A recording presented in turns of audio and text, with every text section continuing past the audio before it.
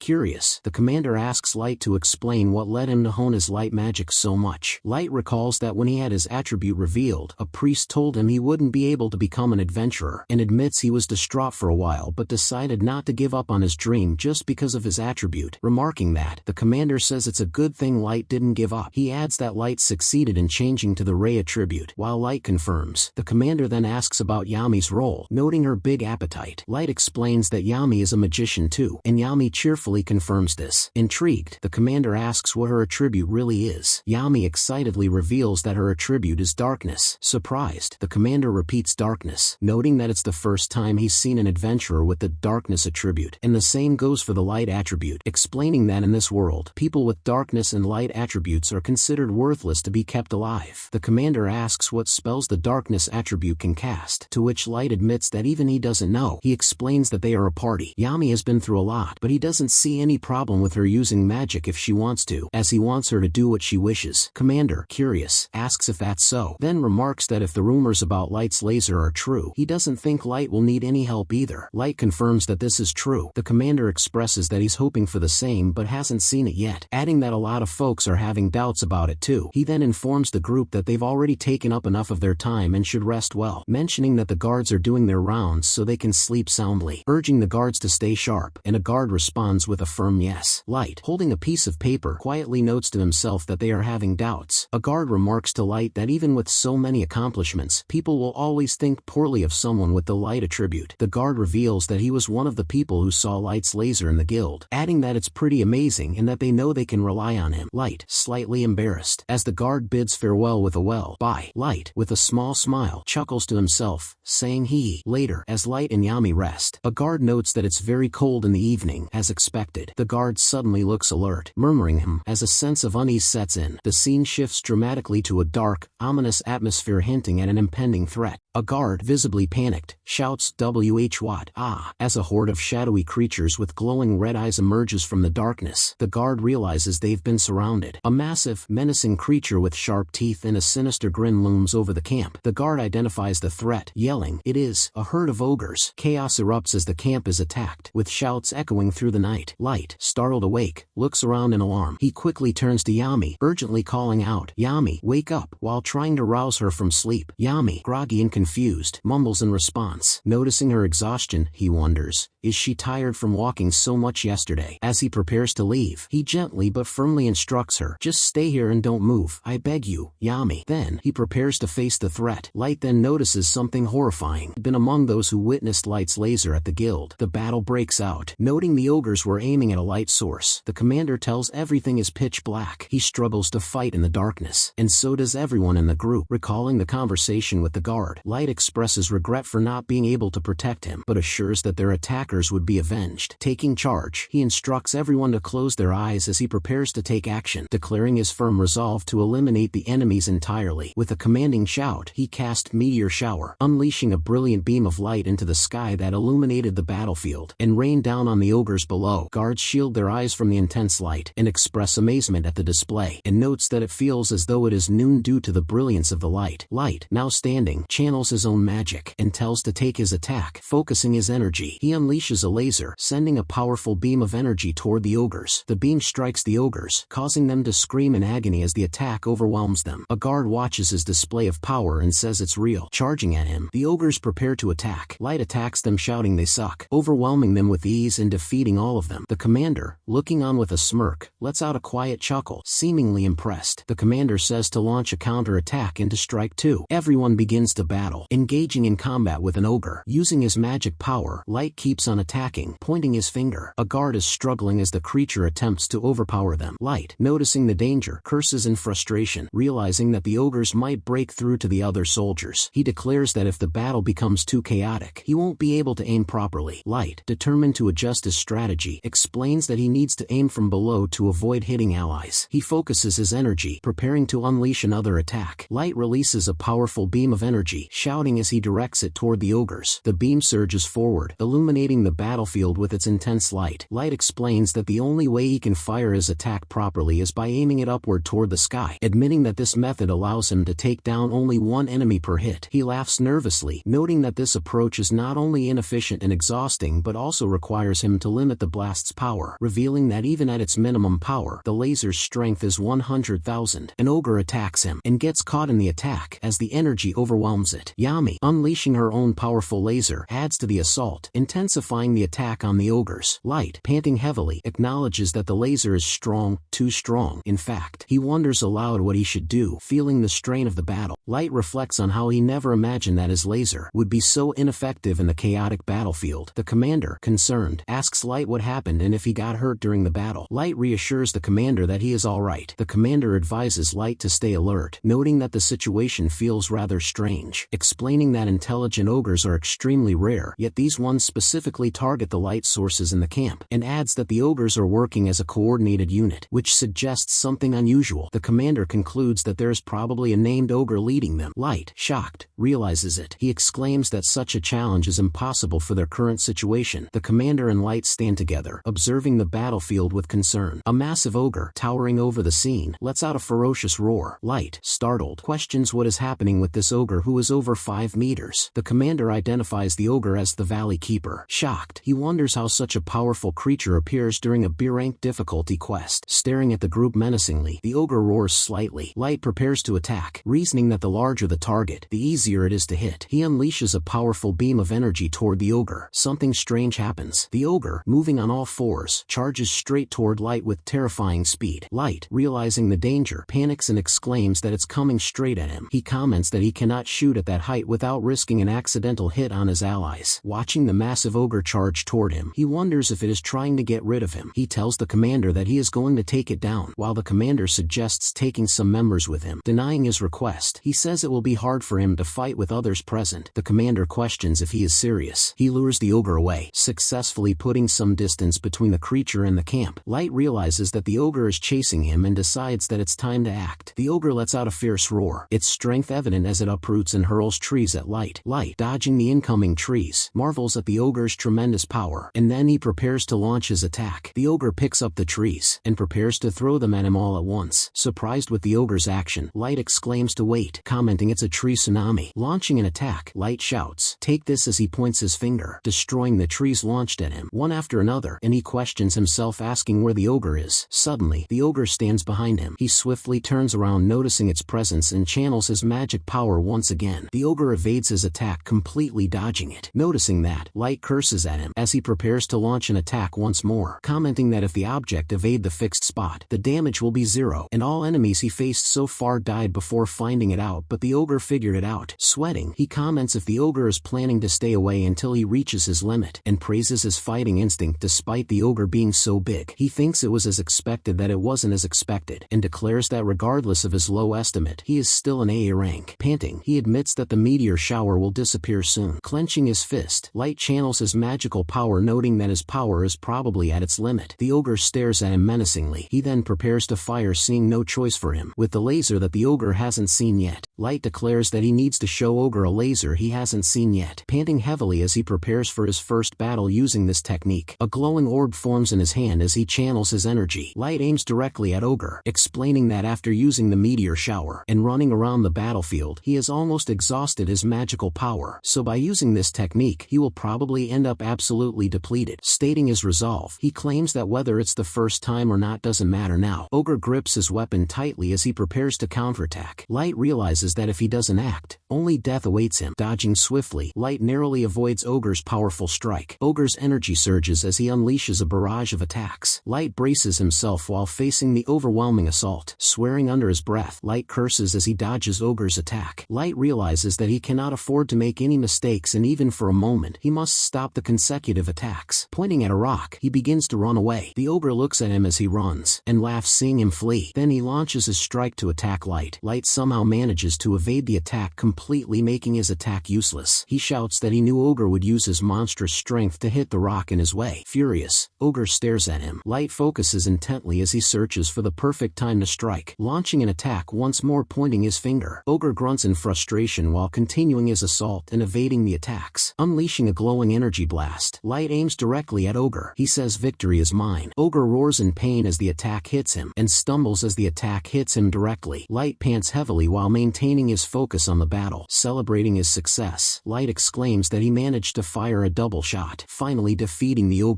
He pants heavily after being able to claim victory, and shouts that he is glad it all worked out well. Reflecting on an idea he had before leaving this quest, he tried to work on firing with his left hand before the quest. However, controlling the magic power in a non-dominant hand was hard. All in all, the firing odds were 50-50 and the odds of hitting the target was even lower. Light reflects that it's a good thing he tried firing with his left hand beforehand, and had he knew from the start there would be a named one, he would have fought differently. Noticing the surroundings, a party member observes that the others seem to have finished their fight. After the long battle, it's already dawn. The commander asks if Light is fine. Light assures the group that he's fine but mentions the heaviness of the captured Ogre. The commander instructs Light to put the Ogre in the wagon as named ones have bounty on their heads, and it's likely a keeper, despite the other Ogres vanishing. Then he thanks Light for his efforts. Reflecting on his title, Light recalls being called the Warrior of the Light. The commander notes that the Ogres have damaged a lot of the cargo and they'll need to gather and pack the cargo up again. Announcing his intentions, Light says he's going to see Yami. Light wonders if Yami is awake now. Calling out for Yami, Light searches for her. Light looks around the area where Yami should be. Realizing she's not there, Light panics as he notices Yami's absence. Looking around in confusion, Light appears desperate. He notes that even the blanket is cold, remembering when he called out to Yami, urging her to stay where she is and not move. Light pleads with Yami to come out. Growing increasingly worried, concerned, he asks the party members if they have seen a little girl around. The party member notes that it's difficult to keep up with the battle's aftermath and hasn't seen anyone like that. He looks more worried now. The commander asks Light if something is wrong, and realizes that the little girl wasn't there. He exclaims that he was gathering dead people's ID tags and taking a look. Light begins searching for her in hurry even before commander finishes talking, calling for Yami and urging her to answer him. The commander then tells everyone to prepare for departure while he decides to go with Light. Light begins running around begging for Yami to come out, admitting that he wouldn't have brought Yami if he knew this would happen. Light expresses his guilt for bringing Yami on the quest and putting her in danger. He recalls the time when he left her few times in lodge, and during those times, she'd just curl up in the corner of the room. Seeing her face made him realize the face of someone who thought the way he used to be. The commander calls out for Light. Light turns around and finds her robe lying on the ground. Holding the robe, the commander notes what it is doing in a place far from camp, and notes that there are no blood traces but only orc footprints. Light trembles as he sees the orc footprints, remembering her face, thinking she was kidnapped. He breaks down thinking about it. The commander tries to uplift Light, telling him they can follow west from here and reach the orc's den. Noting that the orcs preserve their prey first, Light decides to go to rescue Yami, shocking the commander. He tells him that he is going to the orc's den. The commander tries to calm Light, and says doing that will break the contract. Light refuses, insisting that he's going to find Yami and hand him some money, telling him to take the advance payment and return it to them. Calling out Light, the commander says, "Hey." Light turns back and tells him Yami is his partner. Handing over a potion, the commander urges him to take it since he's alone. Light looks confused while the commander throws a magic potion at him, and realizes as he catches it. He says thanks while addressing the commander. Drinking the magic potion, Light thinks that it helped him restore some of his magical power. He runs all while asking Yami to wait for him, remembering her awkward smile. Noticing a deep darkness, he senses something in the bottom of her eyes that he's used to seeing. The same look when he looks in the mirror, being ditched by the world and with no reason to stay alive. He reflects that she and him have both been through loneliness and despair, who has been through the same things as him and understands pain, vowing to save her at any cost. Declaring his determination, Light shouts that he won't be able to go on living without her. Light feels something strange as the report mentions the west. Looking around, he senses something. He senses the scent of dead bodies, while noticing human bones and rotting flesh. Wondering about the situation, Light questions if the orcs have scattered the bodies of the dead. Light realizes that Yami is not among the bodies. Light panics, thinking that even if Yami is not among them, he won't forgive it, and asks for forgiveness for not being able to bury them. Resolving to make up for his mistake, Light declares that he's going to destroy all the orcs, while noting that their flesh, bones, and blood are showing the way. Light urges Yami to wait for him, and shouts that he's on his way while rushing forward. Noticing the ominous surroundings, Light realizes that this is the place where the dead bodies are. While questioning if this is the orc's lair, an orc comes out from the den. Light watches him hiding behind the rock. An orc with glowing eyes begins to throw away all the bones. Seeing it, Light comments that it threw something away. Slowly, he begins to walk towards the place where the orc threw bones. Light discovers human body parts, including a soldier's arm. While feeling a chill run down his spine, Light panics, wondering if orcs have already eaten Yami. Remembering her face, Light tries to convince himself